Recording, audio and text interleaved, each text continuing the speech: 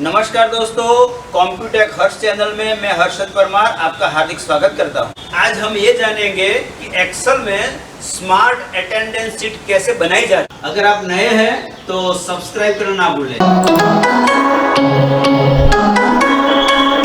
दोस्तों, हमने Excel worksheet open कर ली है और उसमें नंबर और स्टूडेंट के नाम भी लिख दिए हैं। इसमें डे और डेट, तारीख और वार ऑटोमेटिक देने के लिए सबसे पहले हम शीट 2 में क्लिक करते हैं और उसमें यहाँ पर लिखते हैं 1/1/2020।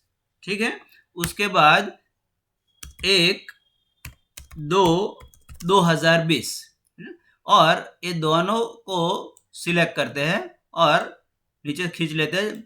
अब हम चलते हैं शीट 1 में। शीट 1 में जहाँ मार्कशीट बनाना है, मैं यहाँ पर सेल पॉइंट रखता हूँ। उसके बाद यहाँ पर डेटा मेनू, उस पर क्लिक करके उसमें डेटा वैलिडेशन है, उस पर क्लिक करके डेटा वैलिडेशन, एक डायलॉग बॉक्स आएगा, उसमें अलाउ लिखा है, अलाउ उस पर क्लिक करके लिस्ट ऑप्शन सिलेक्ट करना है और उसके बाद सोर्स में क्लिक करके, सोर्स कौन सा, तो हमने शीट 2 में क्लिक किया था, लिखा था जो साल महीने का नाम था वो सब हमें यहाँ से सिलेक्ट करना है।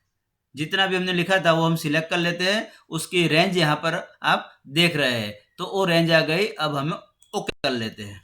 यहाँ पर एक ड्रॉप डाउन बॉक्स आ गया जिसमें क्लिक करने से जो भी हमने तारीख वहाँ पे लिखी थी वो सारी यहाँ पर आपको दिखाई देगी, है ना। 2022 तक थी, 2022 1/1/2020 से। तो जो भी महीने का हमें बनाना है अटेंडेंस शीट, वो महीना हम सिलेक्ट करके बना सकते हैं। क्या करना है, तो एरो पर क्लिक करके, मान लो कि जून महीने का अटेंडेंस शीट बनाना है तो 1/6/2020 है, उस पर क्लिक करो। यहाँ पर देख रहे हो आपको कि लंबी फिगर दिख रही है ना। तो हमें क्या करना है कि होम बटन पे क्लिक करके यहाँ जनरल में यहाँ शॉर्ट डेट लिखा, उस पर क्लिक करना है तो तारीख आ जाएगी। यहाँ पर डेट की जगह महीने का नाम, मान लो कि जून है तो जून महीने का नाम लाने के लिए यहाँ पर नंबर, तो नंबर पर क्लिक करो और उसमें नंबर में कस्टम पर क्लिक करके यहाँ टाइप है, वहाँ 3 बार MMM लिखना है और ओके करना है। तो आप देख रहे हो कि यहाँ पर 3 बार मतलब कि JUN।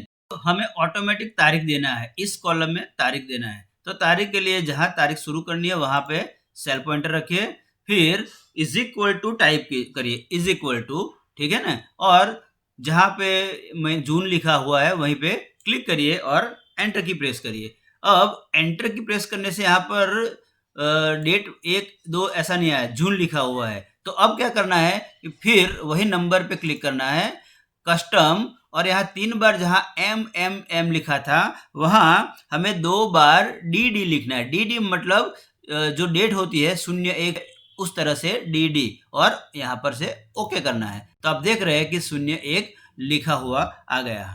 बाकी तारीख भी ऑटोमेटिक लाने के लिए हमें सबसे पहले यहाँ क्लिक करना होगा, वहाँ पे इज इक्वल टू करके पहली जो तारीख है उस पर क्लिक करना है, फिर +1 करना है और एंटर की दबाना है। तो आप देख रहे हैं कि 2 आ गए। अब सब में ऐसा नहीं करना है, सिर्फ एक में ही, और फिर उसको इधर से खींच देना है। जो जून महीना है तो जितनी तारीख होगी वो अपने आप आ जाएगी। देखिए यहाँ पर 22 है। अभी और आगे हम जाते हैं तो देखिए जून महीना 30 का हो तो 30 आ गया, फिर अपने आप 1 शुरू हो गया तो 31 इसमें आएगा नहीं, इसको हम डिलीट कर देते हो। यहाँ पर A और P सिर्फ लिखना है, एब्सेंट प्रेजेंट AP, तो इतने बड़े बड़े कॉलम नहीं रखना है। तो कॉलम हेडिंग से हम उसको सिलेक्ट करते हैं जहाँ से 30 तक था, ठीक है ना, 30 तक। और अब हमें क्या करना है, तो कॉलम हेडिंग पर माउस पॉइंटर ले जाके डबल क्लिक करना है, डबल क्लिक। तो देख रहे हो कि आप उस हिसाब से अपने आप सेट हो जाएगा। अपने टेबल को बॉर्डर दे देते हैं, तो उसके लिए टेबल को हमें सिलेक्ट करना होगा, ठीक है ना। ये सिलेक्ट कर दिया, उसके बाद होम बटन पे क्लिक ना तो कर देना, यहाँ से ऑल बॉर्डर पर क्लिक, ऑल बॉर्डर, तो इस प्रकार से आप बॉर्डर भी दे सकते हैं। यहाँ पर ऑटोमेटिकली जो महीना था उस प्रकार से डेट दी थी, लेकिन उस पर 1 तारीख को कौन सा डे है, 2 तारीख को कौन सा डे है, तो वो डे भी हम डिस्प्ले कर सकते हैं। तो उसके लिए एक है, उस पर क्लिक करके हमें क्लिक करना होगा। क्लिक करके फिर हमें इज इक्वल टाइप करके TEXT टेक्स्ट लिखना है। क्या लिखना है? TEXT टेक्स्ट और इनटू ब्रैकेट जहां एक है डेट वहां पे क्लिक करना है, उसके बाद कॉमा करना है, डबल इन्वर्टेड में सिर्फ हमें क्या करना है, 3 बार डी लिखना है, 3 बार डी। इसका मतलब बताया था कि जो संडे है तो SUN लिखा हुआ आएगा, ट्यूसडे है तो TUE लिखा हुआ आएगा।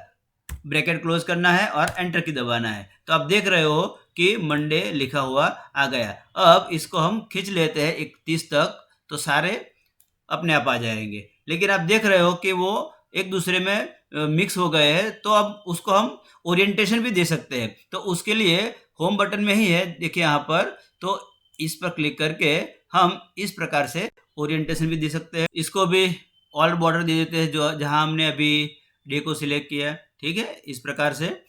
चलो, अब जहां जहां संडे है वहां हमें रेड कलर में दिखाना है, या जो भी कलर पसंद करो, जनरली रेड यूज किया जाता है। तो हमें करना क्या है, तो ये पूरा जो 30 दिन का जितने भी स्टूडेंट का है वो टेबल सिलेक्ट करना है। टेबल सिलेक्ट करने के बाद होम बटन में ही कंडीशनल फॉर्मेटिंग, तो कंडीशनल फॉर्मेटिंग में क्लिक करके हमें न्यू रूल्स में जाना है, न्यू रूल्स, और उसमें सबसे नीचे use a formula to determine which cell to format, उस पर क्लिक करना है। उसके बाद नीचे कॉलम पे क्लिक करके कौन सा है पहला, डे, तो मंडे, तो उस पर हमें क्लिक करना है। जहां $D$7 लिखा है उस पर पहला जो डॉलर का सिंबल है वो हमें निकाल देना है, क्योंकि वो कॉलम हमें लॉक करना है। बाद में जाके हमें इज इक्वल टू करना है, डबल इन्वर्टेड करना है, और उसमें SUN, क्योंकि सब में 3 फिगर है, SUN MON वैसे, तो SUN करना है और डबल इन्वर्टेड कंप्लीट करना है। उसको रेड में दिखाने के लिए यहाँ पर फॉर्मेट है, तो हमें फॉर्मेट करना है। तो फॉन्ट कलर हमें यहाँ से चाहिए कि यहाँ से सभी ले लेते हैं, फिल में जाके यहाँ से रेड कलर ले लेते हैं और ओके करते हैं। तो देखिए यहाँ पर कि रेड में वाइट फॉन्ट कलर आ गया। अब हम ओके करते हैं, तो जहाँ जहाँ संडे है वहाँ ऑटोमेटिक रेड हमें दिखा रहा है। हमने सारी जो प्रोसेस की, जैसे साल लिखा है यहाँ पर डेट हमने दिखाई, यहाँ पर हमने डे दिखाया, तो ये प्रोसेस से किया है वो, इसलिए कि जून के बाद यहाँ पर हमें जुलाई का लेना है। तो देखिए यहाँ पर 7, 14, 21 है। अगर हम जुलाई लेते हैं तो जुलाई में जो जो भी तारीख को संडे पड़ता है वो अपने आप चेंज हो जाएगा। जैसे हम एक साथ मतलब जुलाई ले लेते हैं, तो देखिए यहाँ पर ऑटोमेटिकली यह संडे बता रहा है। ये प्रोसेस सिर्फ एक ही बार करना है। फिर हमने यहाँ पर कहा मतलब के अगस्त 2022 तक लिया है, तो अगस्त 2022 तक तो सिर्फ हमें ए और पी ही करना है, बाकी सब ऑटोमेटिक आ जाएगा। तो यहाँ पर मैंने लिखा है कि वर्किंग डे, महीने में कितने दिन वर्किंग थे, और उसमें से प्रेजेंट कितने, एब्सेंट कितने, ऑफ मतलब संडे कितने थे, पिछले महीने कितनी प्रेजेंट थी, और पिछले महीने और इस महीने की मिला के कुल कितनी प्रेजेंट हुई। तो अब हम इसका कैलकुलेशन करते हैं। इसके लिए हम इसको दोनों सिलेक्ट करके मर्ज एंड सेंटर कर लेते हैं, यहाँ से सेंटर कर लेते हैं, इसको भी ऐसे कर लेते हैं, और इस प्रकार से सारे कॉलम हम कर लेते हैं। उसको भी हम टोटल बॉर्डर दे देते हैं, सिलेक्ट करके यहाँ से हम सिलेक्ट करेंगे हमारा टेबल, और ऑल बॉर्डर पर क्लिक करके हम बॉर्डर भी दे सकते हैं। हमें यहाँ पे वर्किंग डे लिखना है, तो 4 संडे है, तो वर्किंग डे हो गए 26 है। अब 26 को हम नीचे खींच लेते हैं, तो सभी में 26 आ जाएंगे।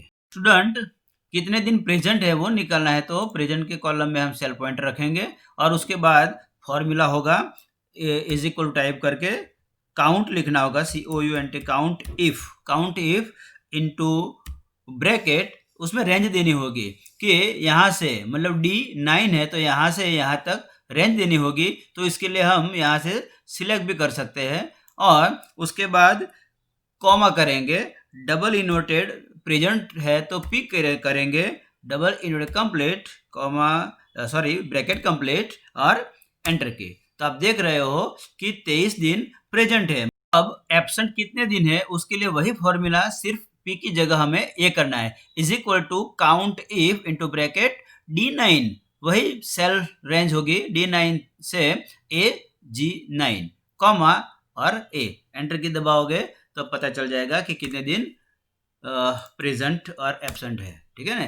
तो देखिए कि 23 दिन प्रेजेंट है, 3 दिन एब्सेंट है। यहाँ टेबल में संडे में एस लिखा है, तो वही formula is equal to count if range और पी और ए की जगह अब एस लिखने से हमें कितने दिन संडे है वो भी मिल जाएगा। एंटर की दबाने से यहाँ पर 4 संडे दिखाएगा। हमने यहाँ पिछले महीने तक कितने दिन प्रेजेंट थे वो दिन हमने यहाँ पर लिख दिए हैं। तो अब इसी हिसाब से कैलकुलेशन करते हैं कि इस महीने का मिला के कितना प्रेजेंट हुआ। अब टोटल प्रेजेंट डे करने के लिए यहाँ पर सेल पॉइंटर रख के हमें इज इक्वल टू करना होगा। फिर प्रेजेंट है वहाँ पे क्लिक करके प्लस लास्ट प्रेजेंट और एंटर की, तो ये दोनों मिला के 110 दिन प्रेजेंट हुए। कैलकुलेशन कर लेते हैं। इसके लिए हमें तीनों सिलेक्ट कर लेते हैं, साथ में नीचे खींच लेते हैं, सबकी आ जाएगी। उसी प्रकार हम उसको भी हैंडलर कर लेते हैं। तो इस प्रकार से पूरी मार्कशीट बन गई। कितना मज़ेदार और मैजिक जैसा लग रहा है ना। और इस प्रकार से सारी स्टूडेंट की अटेंडेंस शीट बहुत आसानी से बन सकती है। आशा करता हूँ दोस्तों आपको ये वीडियो ज़रूर पसंद आया होगा। मिलते हैं अगले वीडियो में। Take care. जय हिंद।